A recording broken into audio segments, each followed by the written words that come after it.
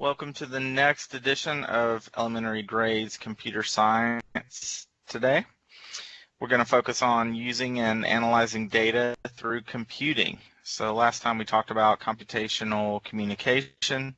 Today we're going to narrow in into using and analyzing data through computing. So in our last session, we focused on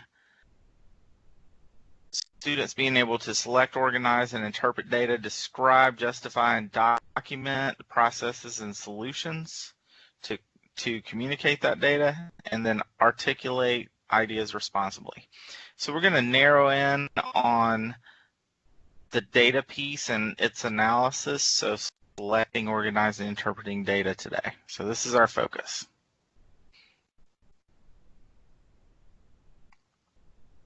Okay, before we talked about referencing data when communicating, presenting data visually, and then using this data to support a claim.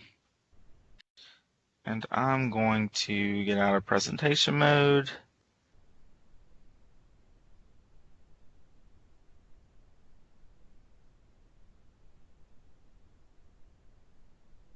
And share my screen with you. Okay, so just a word from the audience, if you can see my screen okay, that would be great.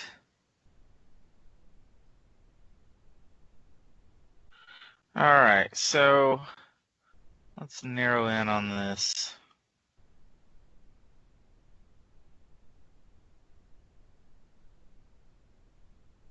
Okay, I just want to check with the audience just to make sure you're seeing my screen.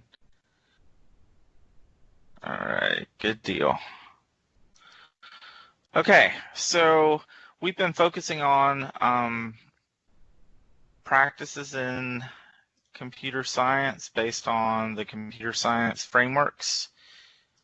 And within the frameworks, there's also concepts in computer science, which we've hit every time. There's many concepts that we've been discussing. And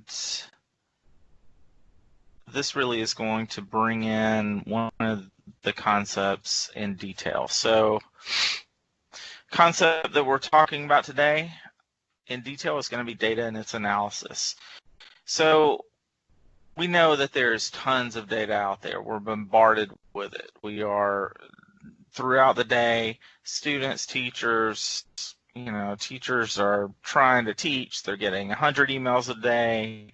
How do we handle that? How do we sort that, categorize that, make decisions based on data in our lives, in our day, and in our learning in the classroom? So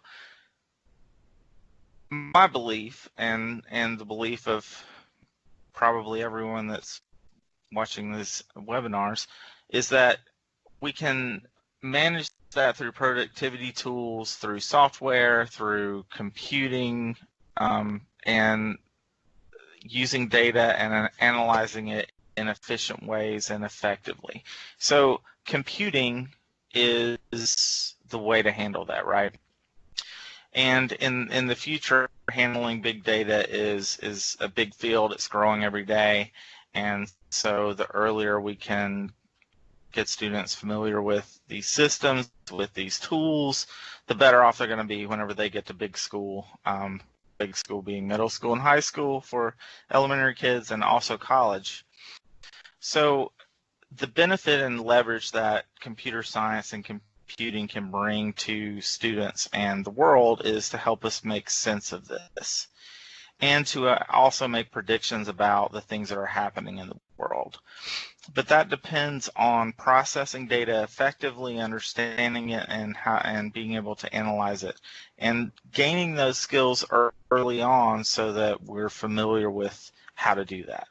So in terms of K-5, we focus on this concept by collecting the data, knowing how to collect it, storing the data, knowing how to store it effectively, knowing the types of data that we're collecting, and the tools and the storage needed to access that, and then visualizing and transforming the data to make sense of it, and then being able to make inferences or model how things work or understand whatever we're looking at in more detail. So let's focus on collecting the data first. This is a piece that we often lose sight of. It's not just about going out and measuring stuff, right? It's very important for students to think about what are we studying here? What do we want to know? And then what do we want to collect that's actually going to inform us on what it is that we are investigating or we're trying to find out more about, right? So a clear understanding of what we're going to observe, and then from those observations, what can we determine or collect or make sense of that's going to inform how that observation is indicative of stuff going on in the world. So that means students being able to determine which data are important, and that's much harder than one would think. I learned that in my dissertation, right? I mean, my thinking was I'll go out, I'll collect all this data, I'll write a dissertation, boom, and be done. But if the data doesn't indicate something about what we're studying or what we're trying to understand, it's useless. And then not only that, how can I use this data to inform other audiences about what I'm trying to figure out? And how can I collect it in a way that's efficient, effective, and can be accessed readily? So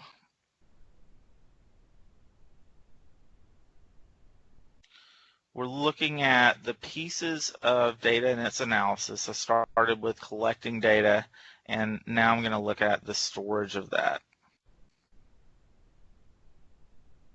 So computing helps this tremendously. There is an infinite amount of data in the world, and that keeps growing every day. And we know through recent experiences with our Facebook accounts that there's more data being collected and stored than we realize. I mean, all of a sudden we're navigating the web and we're getting advertisements that are really kind of weirdly focused on us and the things we like. Well, that's because big data is being stored and pulled out and sent in various places for advertising, for marketing, for all this stuff. And this is the world that we live in. And then we're having to help students learn how to live in this world in a way to where their privacy is protected. They're not doing the same things. They're developing some level of digital citizenship so that they're considering the ethics of not just what's happening in 3D space and the real world, right? Quote, real world, but what is happening virtually, what is happening online. It's another world. So these conversations on storage, on data, and the processes and what happens during everyday life and then in the virtual world are really important, especially in this day and age. So being able to store data effectively, students have to consider the type of data that they're going to collect.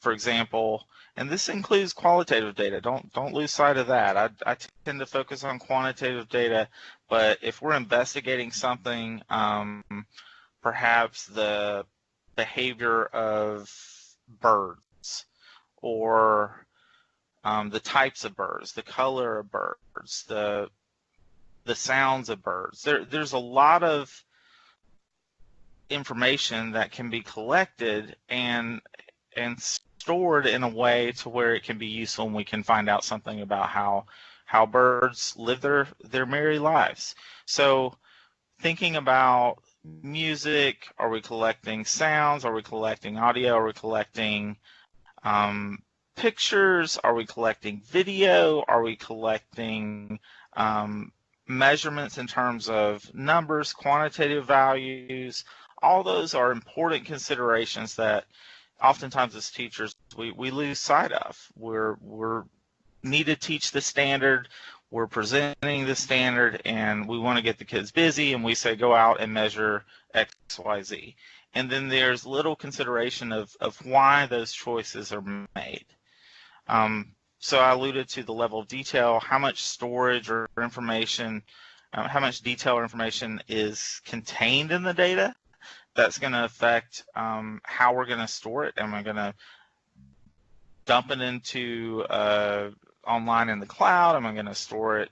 Is it private data that I need to have offline somewhere that is password protected?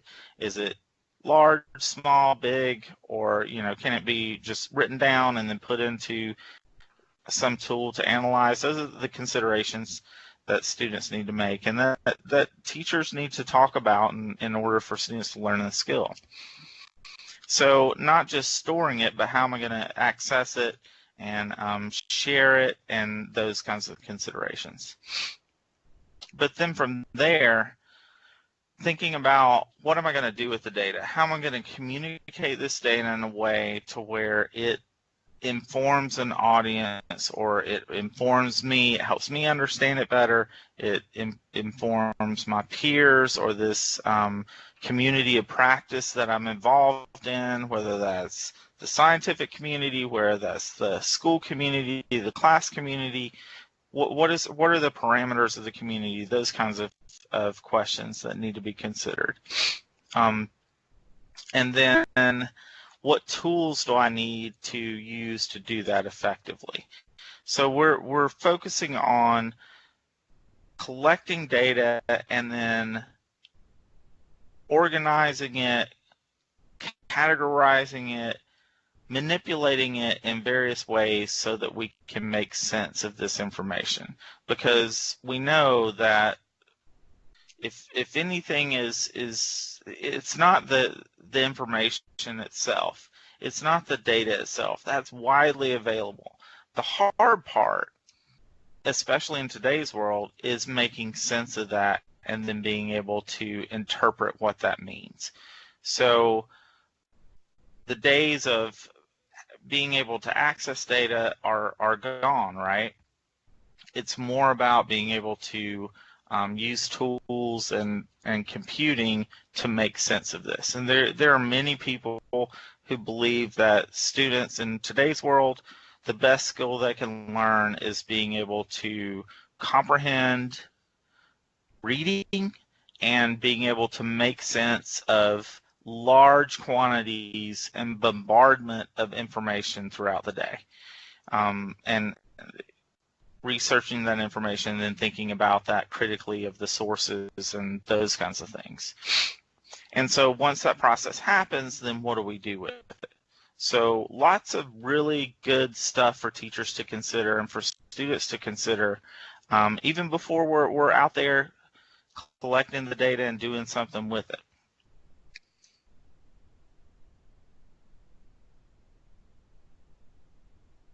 Okay, so going back to thinking about how can I apply this to? I mean, these are all conceptual considerations and kind of theoretical stuff, but how do I implement this in the classroom?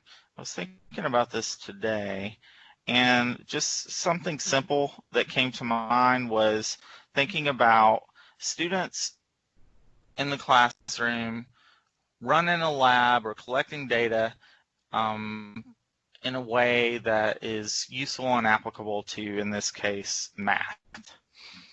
We know in math and in the math standards that what is apparent in every year for vertical alignment purposes is measurement. I mean, starting the kids out very early and making some objective measurements about their surroundings and their world. So we had talked about that before. And there were a few projects. Remember our K5 coding design studio? There were a few projects in Scratch that illustrated this. This was a measurement and just practicing measurement, looking at, I think this is 5 high, whatever 5 is, and students being able to, just in this case, use a ruler, make measurements. Great skill. I taught high school. I can't tell you how many times high school students came in and had trouble with rulers. So it's easy in our core classes to, teach these concepts, do practice examples, and prepare students for tests, and then lose sight of being able to do that to where, in a way to where it's applicable.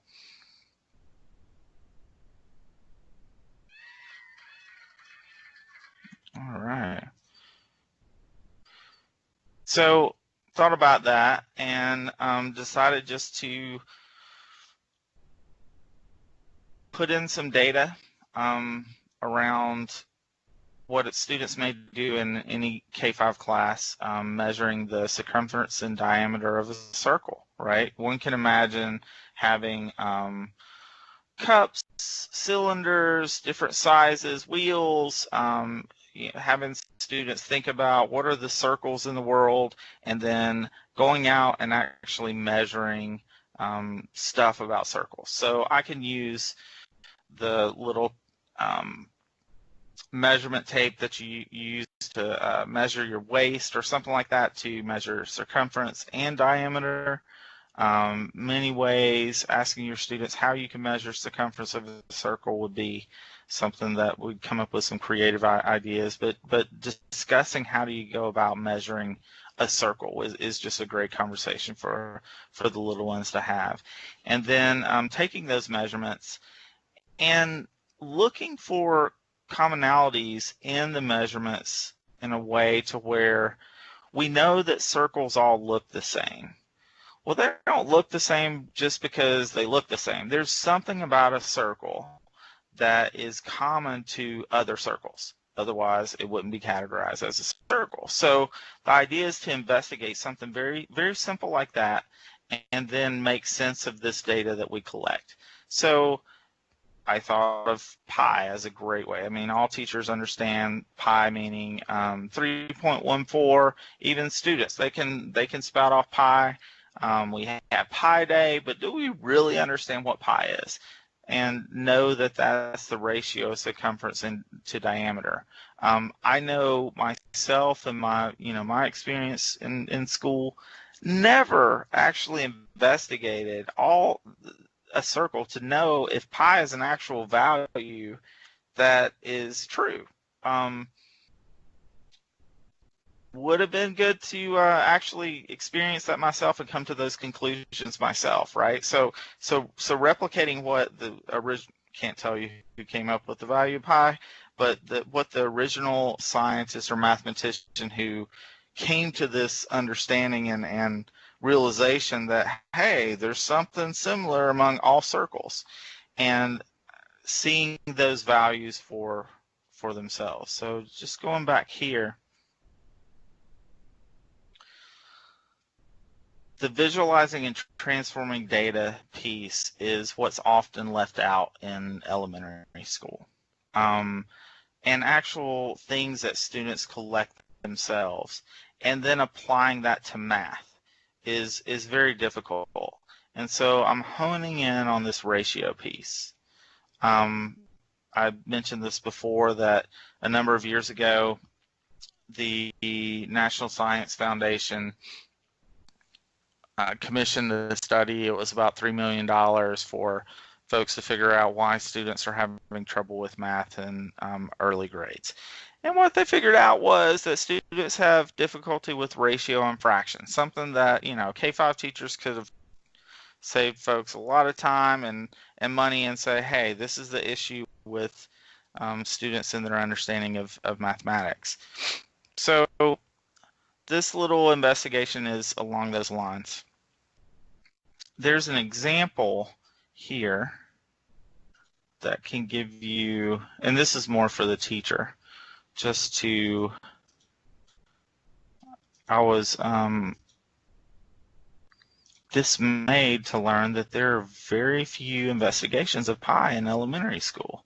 Lots of them in high school, and in my mind, I'm thinking, why are students not in elementary school not investigating this? They know what pi is. So this gives some background for teachers just to remember some things and some of the mathematics and algebraic concepts involved, just so you're familiar and you can understand the mathematics with this particular lab, so to speak. So I went out and I made some measurements. So see, this is my circumference of many circles. Notice I started out with 3.14, and then I just multiplied this by different percentages to come up with the values, and did the same thing here. And so these are supposed to represent what students are collecting. They're going out into you've set up some actual things they can manipulate, or maybe you just turn them loose in the school. I probably wouldn't recommend that in elementary school, but you have, some places for students to go and some objects that they can investigate. And they're taking measurements. That's the key. They're taking measurements. And then they're going to come back and they're going to, after they've collected a certain number of measurements, they're going to report on that. They're going to enter that in some tool. Excel is a great tool for teachers to use. And the elementary grade students can learn some basic things about Excel, and there's there's some programming concepts in Excel for sure. So students went out. There were a number of students that came back with these measurements. All right, so I have circumference here, I have diameter here. So having students think about these numbers, are there any relationships? Maybe you'll be surprised. Some students may actually see some relationships here. They may be able to say, well, circumference and diameter are related to pi because they heard that somewhere. Who knows? Who knows? I'm always surprised by kids, by what they know, what they've heard, and what they can infer. So the goal here is for students to look at these numbers, which by themselves don't mean anything, but collectively can tell you something. So that's the goal. All right, so I know that pi is equal to circumference divided by the diameter. All right, so here's my circumference. This is going to be my pi values here. So I'm going to say this is equal to, and guess what I'm programming now, is equal to this value divided by this value, and that equals 3.14. No surprise there. And then I'm going to apply that same program to all of these. And then I see some numbers that are very similar. So doing that for students, and then having students discuss what are similar, even students that are not dividing yet, multiplying and all that good stuff, they can still look at these numbers and see some similarities. They can see the decimal place, they can see the first value is all the same, so that tells you something. There is something contained in these values that tells me something about all of these, and that's the key. I'm making a connection between all circles by doing this simple calculation. And then not only that, let's just say that I want to represent this visually. So I'm going to look at insert, nope. Yeah, insert. Okay, and I'm going to choose this here. There's a lot of, see the little points on there, that tells me that I can do a scatter plot. So I'm doing a scatter plot here. And students can see, teachers will see, that there is a straight line. There's a linear relationship going on here. I don't know what it is, but I can just see that there's a linear relationship. All right, then I'm going to manipulate this. Add chart element. Let's do a trend line. Looks linear. And to test that as a teacher, I can add other elements and display the r² value. That actually tells me something about how much of a fit this line is. And the closer it is to 1, the better off I am. So I'm just going to pull that out just because it can be a little confusing to folks. But going back to... Nope, I don't want that. Trend line. Let's do display equation. All right, so since I did my homework as a teacher, I remember, maybe in elementary school I'm not seeing this yet, but as a teacher I remember y equals mx plus b, m being the slope. And actually the slope, if I'd done my homework and remembered Algebra 101, the slope in this case should be 3.14-ish. But I'm not seeing that to be the case, so did something wrong. So what I did was I just graphed the x and the y values in the wrong order. So I'm going to change that. Let's just copy this and paste, and then change this. And I'm going to do the same thing. All right, so let's graph this, see what it does. Where was I on this? Sometimes I have to ask my wife, who's the Excel expert. But I'm going to go in, I'm going to do a scatter plot. Now, recognize whenever your students are doing their observations and their measurements, they may have some difficulty with these being precise and accurate. And we'll talk about that in a minute. But just keep that in mind. So maybe have a teacher cheat book, cheat sheet, whatever, so you can know what the real values are. And then that's a great lesson for students to say, okay, this is what you measured, and this is what I measured, or what an expert, bring in the third grade teacher in a science coat, lab coat, and tell them they were the expert, and then make some comparisons. They're all great learning experiences. So here I see that this is a little different. And go back to, this is landing on format options. Oh, we kind of need to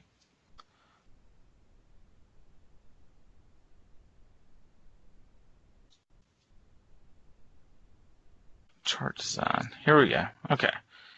Add chart element. Let's do more trend line. And so here I see that the slope is a little larger because the line is actually going up at a different angle there. So do the equation, 3.26. So that tells me that my slope in the best fit line was close to 3.14.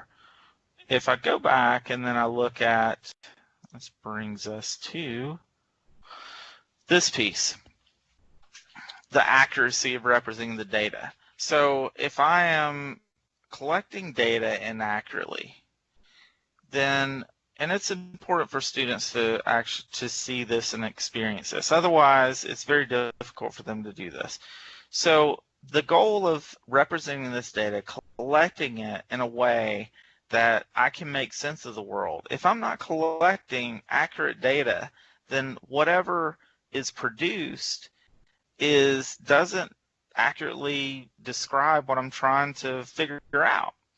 So that's important, and it's important for students to understand that, because oftentimes we just move to the result. We move to the model, we move to the inference, we move to the prediction. But understanding that students need to be able to question this and question what their the prediction of these models and the prediction or the inferences that what we're giving them says is important.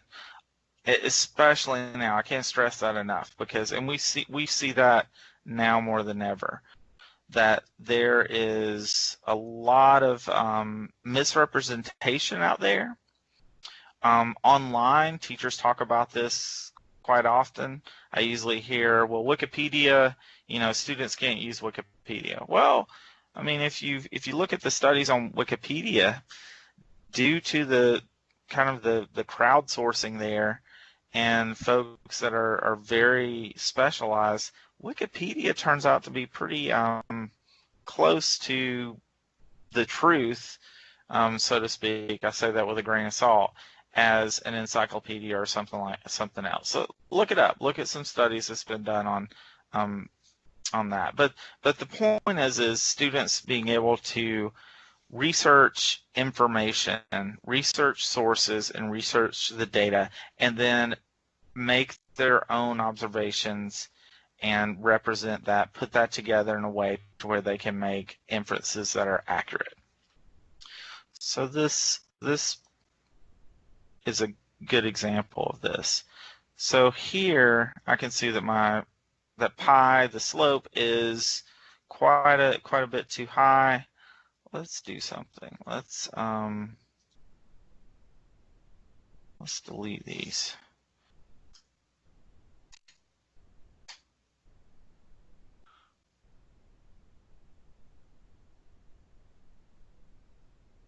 Lost my chart.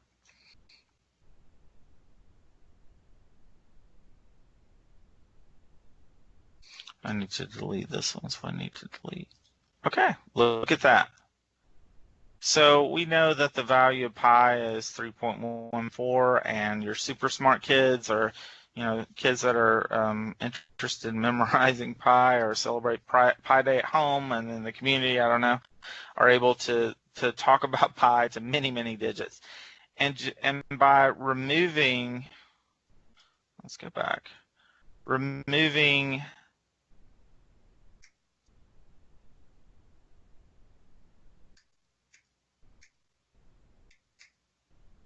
this data point, which students can see if you line up all of these numbers, which is a great thing to do. Line up all of these numbers, start with the first one. They're all the same. Then look at the second one. They're all the same except this last one. So this is an outlier. And what do we do with outliers? We typically remove them from our calculation if we have a lot of these measurements. Another thing that could be done is send students back out to make more measurements and keep the outlier. See if this changes. Many things that you could do here. So here, again, taking these out, and now I have a slope of 3.14, which is very close to pi. So these measurements that the students made were accurate. And what that tells me about the circle is that with the slope, this is similar to, very similar to these numbers. So first grade, teacher may say, well, this is not relevant. We're not students. I asked my daughter today where she was in multiplying and division, and she just said she couldn't multiply and divide. So she's doing addition and subtraction very well. Granted, she just went to the dentist, came out of the dentist, been under anesthesia to have her couple of cavities filled, but it doesn't matter. The point is that students are making measurements, and then you are trying to compare these measurements in a way that for them may be magic, but they can see that there's a relationship here. And then pointing out that circles all look very similar. They're round, and then whenever I start actually making measurements, I can see these similarities numerically. These are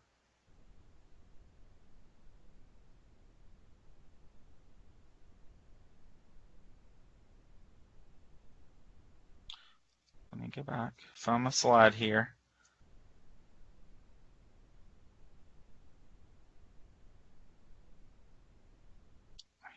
is statistical characteristics of the data. And that is one sub-concept within this concept in computer science. And amazingly similar to mathematics and scientific practices. So I put this together today just rather quickly, and to be able to show you that something as simple as measuring circumference and diameter or anything out there in the classroom and the elementary school world is doable. And teachers can begin to use tools like Excel and Scratch to show ways of representing this data computationally. All right, so the point here is that students are collecting this stuff accurately, and then they're representing it and learning the skills to be able, if they're not representing it themselves, then you're scaffolding that to represent this data yourself, and so that the point being one can make some inferences, some predictions, some hypotheses, or even develop theories if there's enough data and models that have been or hypotheses has been tested to support a theory. Remember, a theory is not, regardless of what people say, oh, well, that's just a theory. No, a theory is a body, a huge body. For it to be a theory is a huge body of data and analysis of that data that supports that theory. So actually, a theory is pretty solid on the evidence side. So we're using that, we're making inferences, and if we have enough information, if we have enough data, and we have enough analysis of that data, we can model that particular and simulate those phenomena computationally.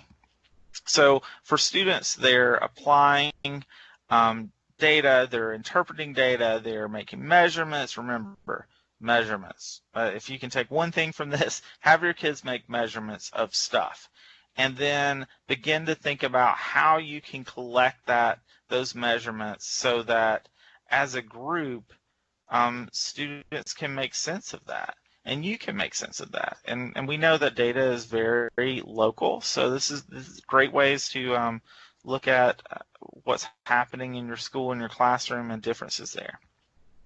So let's get into models and simulations. I've got a lot of places that you can visit, websites that I just researched today, and just get out there and explore and see what kind of models, simulations are.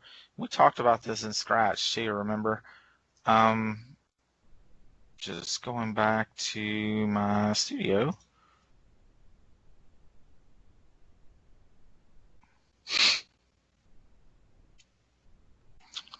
Remember, I've got a studio here. Students can visit. This is like my virtual classroom here of projects. Students are uploading and that kind of thing. So, you can put simulations and models in here. Remember this one? I thought this was pretty cool. Favorite color. Downloading this project, manipulating it in a way I can see the code. Pretty complex for the little ones to make sense of, and even teachers, but play around with some of these scripts and you'll be surprised.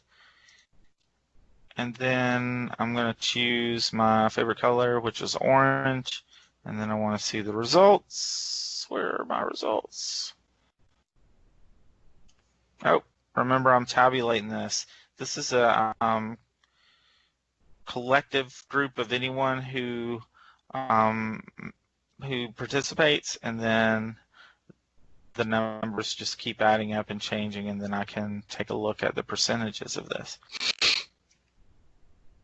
Okay, so let's look at, run out of time, this could go on all day. Just some places to go for models. Models are intended to predict and describe and model what's happening in the world, right? So we know weather models, all of those, and weather's a good example. The weathermen that are and women that are out there predicting the weather and telling us it's going to snow tomorrow, and all the teachers and kids are super excited because they're going to have in Georgia an inch of snow, and then we're going to close schools for 2 days. And then the next day it's not snowing outside. Well, something was going on in that model that didn't predict the weather accurately. So having those discussions are important. I wanted to show you as a teacher, and maybe you're not a technology teacher or a computer literacy teacher or whatever specials course that you may be teaching in elementary school, but you're teaching science, you're teaching math. And in science, for example, this shows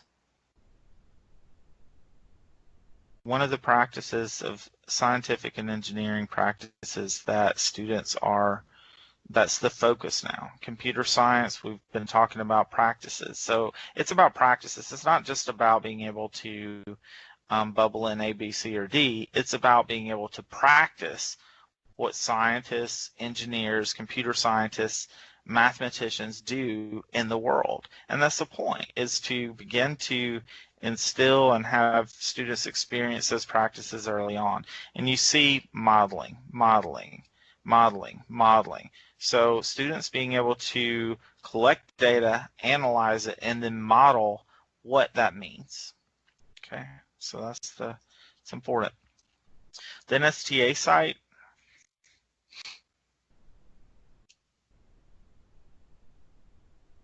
has a number of classroom resources that have been vetted or shared.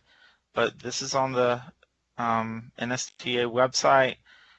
Teachers can go through and they can just look for K through 5.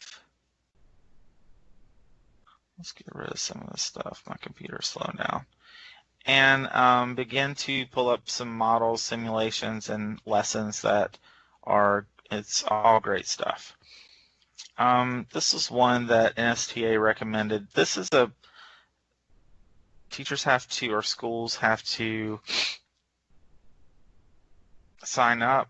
They may have to purchase to gain access to all of these gizmos, but these are simulations and models of things that are going on, ways of teaching computationally that can help students understand some of these concepts better. And those are across many subject areas.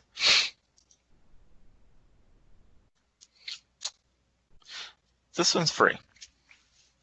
Recommended on the NSTA site, and you can see that I have this selected for elementary school. I found some of these to be pretty complex, but some of them more applicable that can help students. And many of these, you know, for students, they may look like games, and we treat them as games, but they're mostly simulations or models of mathematics or science or those kinds of things. Sorry, let me get it back here. One that, going back to the fractions piece, is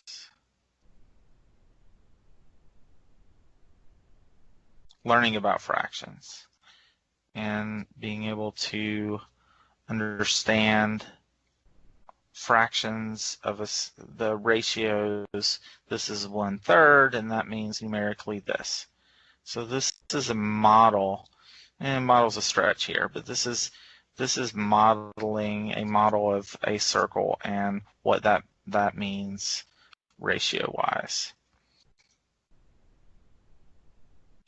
Changing that to I know a lot of teachers use the base 10, which is great. I can break down a rectangle. I can look at cylinders, fill that up. So is the glass 2/3 full or 2/3 empty? I mean, what a great question for kids to grapple with, right? And in terms of ratios, here's another one. Building a fraction, I like this. So then I have to choose what that is. Is that a half of a rectangle? Or is that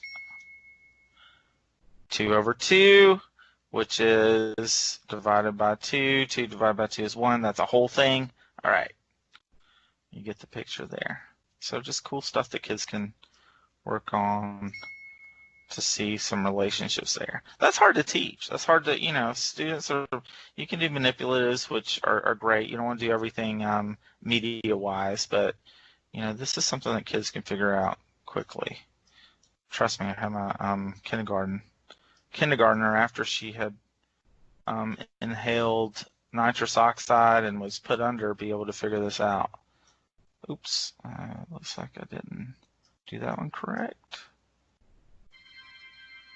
And she's a kindergartner. Why they're not teaching fractions there, I don't know. It's a high achieving school. But I was teaching fractions today to my kindergartner. Let's see what else. This was one that's pretty cool too, but this is an example of teachers being able to really look at what students can handle. Lots of numbers here, and kind of overkill, but the point is that this is a space rocket, and I'm going to fly it, and I'm going to turn it, and these numbers are changing, and I'm trying to land it. And then, let's see, am I going to? Okay, sweet. Had a hard landing. Let's do this again.